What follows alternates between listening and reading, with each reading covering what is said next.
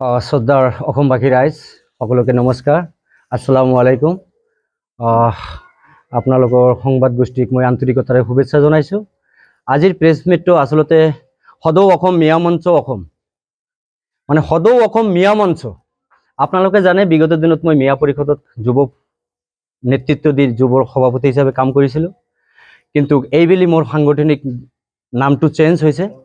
মোৰ সাংগঠনিকভাৱে মোৰ আঞ্চলিক কমিটিবোৰ গঠন হৈ আছে। এই মুহূৰ্তত মই সদৌ অসম মিয়া মঞ্চৰ প্ৰতিষ্ঠাপক সভাপতি মিয়া জাহিৰুল। আজি প্ৰেছ মিটৰ এটা বিশেষ উদ্দেশ্য আছে।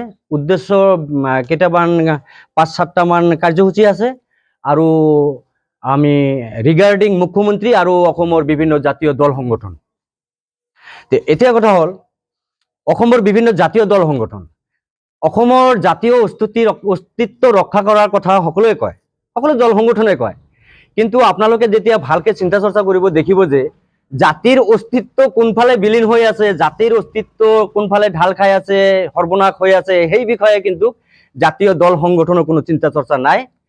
অনাহেতুক কথা, মানে যিটো কথাৰ কোনো মানে মূল্য নাই, যিবোৰ ইছ্যুৰ কোনো মূল্য নাই, যিবোৰ মানে মূল্যহীন ইছ্যুৰ ওপৰত আজিকালি জাতীয় দল সংগঠনবোৰে কথা বতৰাবোৰ কৈ আছে, আৰু অসমৰ সাম্প্ৰতিক যিটো পৰিস্থিতি আপোনালোকে দেখি আছে, সেইবোৰ পৰিস্থিতিৰ উৎপত্তি কৰি আছে। ইয়াক আমি ধিক্কাৰ জনাইছোঁ। লাচিত সেনাই হওক, আছুৱে হওক, যিবোৰ আক্ৰাছুৱে হওক, যিবোৰ বিষয়ববীয়াই আজিকালি যিবোৰ ইছ্যু লৈ কথা বতৰা কৈ আছে, যিবোৰ কথা বতৰা কৈ আছে, এইবোৰ কথা বতৰাই অসমীয়া জাতিটোক লজ্জিত কৰিছে। আৰু অসমখন গঢ়াৰ কথা কয়, সিহঁতে সমৃদ্ধিশালী কৰাৰ কথা কয়, কিন্তু আপোনালোকে যেতিয়া ভালকে চিন্তা চৰ্চা কৰিব দেখিব যে অসমখনত গঢ়িবলৈ যোৱা নাই, আচলতে সিহঁতে যেন থান বান কৰিবলৈ গৈ আছে আচলতে। কাৰণ এই কাৰণে কথাটো ক'লো, বিশেষকৈ টাৰ্গেট কেৱল মিয়া, বেলেগ কোনো ইছ্যু নাই। তাৰমানে টাৰ্গেট মিয়াই। তাৰমানে যি মিয়াই স্বাধীনোত্তৰ কালৰে পৰা ভাৰত স্বাধীন হোৱাৰ পিছত যি মিয়াই পূৰ্ব পাকিস্তানক ঠুকৰাই দিলে, ভীমবৰ দেউৰীত মৃত্যুবৰণ কৰিছে, স্বৰ্গীয় ভীমবৰ দেউৰীৰ নেতৃত্বত এটা সজাতি দলে 18 নহলে 20টামান বিধায়ক একেলগে গৈ মহম্মদ আলী জিন্নাক মেমৰেণ্ডাম প্ৰদান কৰিলে যে আমি পাকিস্তানৰ লগত নাথাকো। এই মিয়াসকলে আজি ভাৰত বনালে, ভাৰতৰ লগত থাকিলে এই মিয়াসকলে। আৰু সেই মিয়াসকলে আকৌ যেতিয়া পূৰ্ববংগৰ পৰা, বেংগলৰ পৰা অসমখনক সুৰক্ষিত কৰিলে এই মিয়াসকলে। আচ্ছা, যি মিয়াসকলে মানে ভাষাৰ ক্ষেত্ৰত অসমীয়া ভাষা আন্দোলনৰ সময়ত আপোনালোকে ভালকে জানে, ভাষা আন্দোলনৰ সময়ত 36%ৰ পৰা 53%লৈকে বৃদ্ধি কৰাই লৈছিল। এই মিয়াৰ সমৰ্থনত অসমীয়া মাধ্যম হল ধুবুৰীৰ পৰা নগাঁওলৈকে। বৰাক ভেলীতো অসমীয়া মাধ্যম হোৱা নাই, বৰাক ভেলীয়ে সমৰ্থন দিয়াও নাছিল। তো ইমানৰ পিছত অসমীয়া ভাষা গঢ়িলে, অসমখনক পশ্চিম বংগৰ পৰা বচালে, অসমখনক পূৰ্ব পাকিস্তানৰ পৰা বচালে।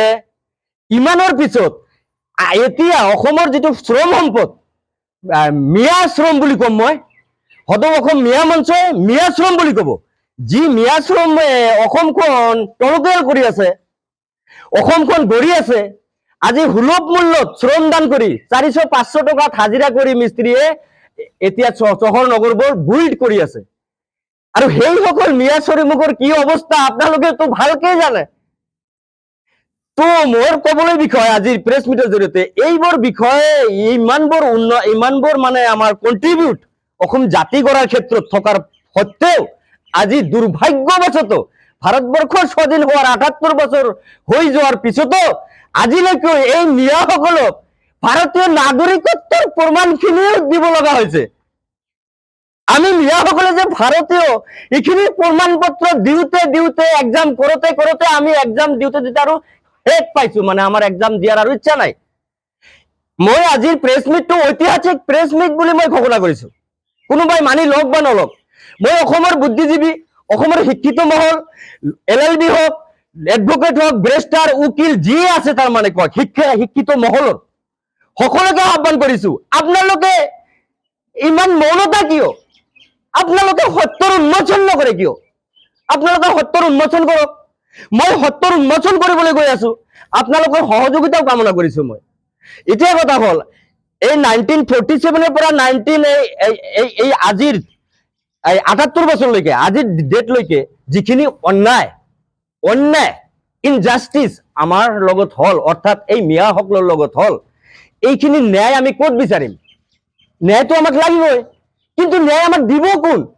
বিগত দিনত কংগ্ৰেছ পিৰিয়ডতো আমাক ন্যায় দিয়া নাছিল, কেৱল মিয়াসকলক ভোট বেংকৰ ৰাজনীতি কৰিহে ব্যৱহাৰ কৰিছিল।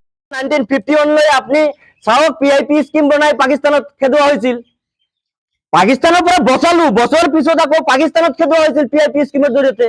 51ৰ পৰা ৰিয়েলিটি ইন ফেক্ট শুনিবলৈ কোনোবাৰ মানে বেয়া লাগিব, অপ্ৰিয় হলেও সত্য। 1951ৰ পৰা 1961লৈ কুইট ইণ্ডিয়া বনাই এই মুছলমানক, এই মিয়াসকলক খেদোৱা হৈছিল। আচ্ছা, 83ৰ ঘটনাটো আমি সকলোৱে জানো। 83ৰ আন্দোলনৰ সময়ত কিমান মানুহ মৰিছে? এই মিয়াই মৰিছে, 10,000ৰো অধিক মানুহ মৰিছে, হয় নে নহয় কথাটো? বিষয়বোৰ সেনচিটিভ। তো ইমানৰ হোৱাৰ পিছতো আমিতো ন্যায় পোৱা নাছিলো। এতিয়া মই কবলৈ বিচাৰিছিলো, এতিয়া আমাৰ ন্যায় কোনে দিব? এতিয়া ন্যায় বিচৰাৰ এটাই জেগা আছে মোৰ দৃষ্টিকোণৰ ফালৰ পৰা। মই জানো অসমৰ মুখ্যমন্ত্ৰী মাননীয় হিমন্ত বিশ্ব শৰ্মা দেৱে এজন ডাইনেমিক চিএম। আমি পৰিষদৰ পৰা মই 4 বছৰ আগতে ডিক্লেৰেশ্যন দিছো, তেখেত এজন ডাইনেমিক চিএম। আপোনালোকৰ সাক্ষী, প্ৰচাৰ মিডিয়া জানে কথাখিনি। এজন ডাইনেমিক চিএমৰ পৰা আমি ন্যায় বিচাৰো। প্ৰথম ন্যায় হল, এই যিখিনি ইনজাস্টিস হল, এই কৈ আহিলো হিষ্ট্ৰীখিনি, এই ইনজাস্টিসখিনিৰ আমাক ন্যায় দিব লাগে। এতিয়া ন্যায়টো কেনেকে বিচাৰিম? আমাক এটা কুপত চলা বনাব লাগে। আমাৰ ঘৰুৱা ভাষাত চলা কয়, 10 কুপত নাঙল, এটা কুপত চলা। চলাটো কি? যে আমাক খিলঞ্জীয়াৰ মৰ্যাদা দিব লাগে। At least we highly request to our dynamic CM, to our honorable dynamic CM, highly request যে আমাক এটলিস্ট নাগৰিকত্বৰ, ভাৰতীয় নাগৰিকৰ শনাক্তপত্ৰখিনি, অৰ্থাৎ আমাক indigenous peoples of this land হিচাপে মিয়াসকলক কমচে কম ধুবুৰীৰ পৰা নগাঁওলৈকে এইখিনি যি মিয়া আছে, প্ৰকৃত মিয়া, এই মিয়াই ভাষা আন্দোলনত নিজৰ জীৱন দিছে, শ্বহীদ হৈছে, অসমীয়া মাধ্যম বনালে, কথাখিনিতো ক'লোৱে। তো এই মিয়াসকলক জাষ্টিস দিবলৈ হলে মই একমাত্ৰ আশা কৰিব পাৰো, মই হাইলি এক্সপেক্টেড আমাৰ মুখ্যমন্ত্ৰী, মাননীয় মুখ্যমন্ত্ৰী মহোদয়ৰ পৰা, তেখেতে আমাক কমচে কম মিয়া খিলঞ্জীয়া হিচাপত আমাক সাংবিধানিক ৰক্ষা কবচ দিব লাগে। এইখিনি আমি ন্যায় বিচাৰিছো। আৰু দ্বিতীয় কথা হল যে জাতীয় সংগঠনৰ কথা যে কলো, যিকেইটা সংগঠনক দেখা পাই আছে আপোনালোকে ছচিয়েল মিডিয়াত দম্বালি মাৰি ফুৰে, তেখেতসকলে ইতিহাস নাজানে। মই কোৱেশ্চন কৰিছো, অবিভক্ত ভাৰতবৰ্ষখিনি কোনখিনি আছিল? ভাৰত বিভাজন হোৱাৰ পৰা পিছত ভাৰত কোনখিনি থাকিল? তাৰ পিছত অবিভক্ত অসম কোনখিনি আছিল? চুকাফাৰ অসম কোনখিনি আছিল? গ্ৰেটাৰ অসম কেনেকে হল? অবিভক্ত যিটো কমতাপুৰ, যিটো বৃহৎ কমতাপুৰ, 136 ৰজা কোচ ৰাজবংশীৰ কোচ ৰজাৰ অধীনত, নৰনাৰায়ণ চিলাৰায়ৰ অধীনত আমাৰ চুকাফাৰ অসমখিনিও আছিল, চুকাফা ৰজাও আছিল তেতিয়া। চুকাফা তেখেতে আমাৰ 136 ৰজাৰ অধীনত আছিল। গোটেই বিষয়বোৰ হিষ্ট্ৰীবোৰ তেখেতসকলে জানিব লাগে। এই জাতীয় দল সংকটৰ ল'ৰাবোৰে, মই ল'ৰা বুলি কৈছো, তেখেতসকল কালিৰ ল'ৰা, ইতিহাস জানিবলৈ চেষ্টা কৰিব লাগে আৰু প্ৰয়াস কৰিব লাগে। আমি অসমীয়া জাতি গঠন কৰাৰ কাৰণে যিখিনি শ্ৰম, যিখিনি কণ্ট্ৰিবিউট আগবঢ়াইছো, অসমৰ কোনো এটা জনগোষ্ঠীও সেইখিনি কণ্ট্ৰিবিউট অসমীয়া জাতিৰ কাৰণে আগবঢ়োৱা নাই। আৰু এটা চেলেঞ্জিং মাইণ্ডত লৈছো, জাতীয় দল সংগঠনে কৈছে 15 মিনিটৰ সময় দিয়ক মাননীয় মুখ্যমন্ত্ৰীয়ে, আমি সব খালী কৰি দিম। 15 মিনিট নহয়, 15 ঘণ্টাৰ সময় দিছো। মিয়া জাহিৰুলে সদৌ অসম মিয়া মঞ্চৰ হৈ, মিয়া জনগোষ্ঠীৰ হৈ যুঁজ দিব, সাংবিধানিক যুঁজ, গণতান্ত্ৰিক যুঁজ। 15 ঘণ্টাৰ সময় দিছো। বহক মোৰ লগত। যুদ্ধ কিহে কৰিম? তৰোৱালেৰে? নো। হাতিয়াৰেৰে? নো। কলমেৰে, লজিকেলি, হিষ্ট্ৰিকেলি, জিঅ'গ্ৰাফিকেলি, বিতৰ্কৰ মাজত ন্যায়ৰ উন্মোচন কৰিবলৈ গৈ অসমৰ বুকুত য'ত মাতিব যিকোনো জাতীয় দল সংগঠনে, ততে মই মিয়া জাহিৰুল হাজিৰ উপস্থিত থাকিব। আমাৰ দাবী, মুখ্য দাবী হল, বহুত দাবী আছে আৰু মোৰ দাবীখিনি অলৰেডি আপোনালোকে গম পাইছে। পদযাত্ৰাৰে লখিমপুৰৰ পৰা মই দিছপুৰলৈ গৈছিলো, 7 দিন লাগিছে মোক। আৰু দিছপুৰৰ লাষ্ট মুভমেণ্টত মই অফিচিয়েলি মাননীয় মুখ্যমন্ত্ৰীক মই 12 দফীয়া দাবী, এই সদৌ অসম মিয়া মঞ্চৰ হৈ প্ৰতিষ্ঠাপক সভাপতি জাহিৰুল ইছলামে 12 দফীয়া দাবী মিয়া জনগোষ্ঠীৰ কাৰণে তাত মানে প্ৰেৰণ কৰি থৈ আহিছে, মানে মুখ্যমন্ত্ৰী মহোদয়ক আমি প্ৰেৰণ কৰিছো। তাৰ ভিতৰত অন্যতম দাবীটোৱে হল, আমি ভাই এসাঁজ কম খাম, কিন্তু আমাক শান্তি লাগে। উই ওয়ান্ট পিস পিস পিস। আৰু আমাৰ যিটো এলিগেশ্যন লাগিছে যে ছদ্মবেশী, বাংলাদেশী, বহিৰাগত, এইবোৰ এলিগেশ্যনৰ পৰা ন্যায় বিচাৰি আমি ন্যায় পৰায়ণ বাদশাহ ৰজা মাননীয় মুখ্যমন্ত্ৰীৰ ওচৰত ন্যায় বিচাৰিছো, আমাক কমচে কম খিলঞ্জীয়াৰ মৰ্যাদাখিনি আদায় দিব লাগে। আৰু অসমৰ লেবাৰ আমাৰ মিয়া শ্ৰমে উজনিত যাব নাযাব সেইখিনি মুখ্যমন্ত্ৰী মহোদয় ঠিক কৰিব লাগিব। কাৰণ অসমীয়া জাতিটো আমাক মানি লৈছে। অসমীয়া জাতিৰ কোনোবা এটা বিষয়ববীয়ে আমাক মিয়া শ্ৰমিকক আক্ৰমণ কৰিছে বুলি আপোনালোকে দেখাব পাৰিব নেকি? নোৱাৰে নহয়। তেনেস্থলত অসমীয়া জাতিয়ে তোমাক মানি লৈছে, ভালকে খুৱাইছে, পইচা দিছে, পেমেন্ট কৰিছে, চেলাৰি দি আছে, চলি আছে, ইণ্ডাষ্ট্ৰী চলি আছে, প্ৰাইভেট কামবোৰ চলি আছে, সব চলি আছে, সুখে শান্তিৰে আছো। এই পাবত গজা সংগঠন, যোগ্যতা নথকা হা মানে ফকটীয়া ল'ৰা কিছুমানে সংগঠনৰ নাম লৈ সংগঠনৰ চান্দাবাজি কৰি আজি অসমৰ পৰিৱেশটো ইমানখিনি বেয়াৰ পিনে লৈছে। তাৰ কাৰণে অসমৰ বুদ্ধিজীৱী মহল, হীৰেণ গোহাঁই ডাঙৰীয়াৰ দৰে যিসকল মানে বুদ্ধিজীৱী আছে, তাৰ মানে তেখেতসকলক লজ্জিত কৰিছে। আৰু এইটো অসমীয়া জাতিৰ বাবে অশুভ সংকেত।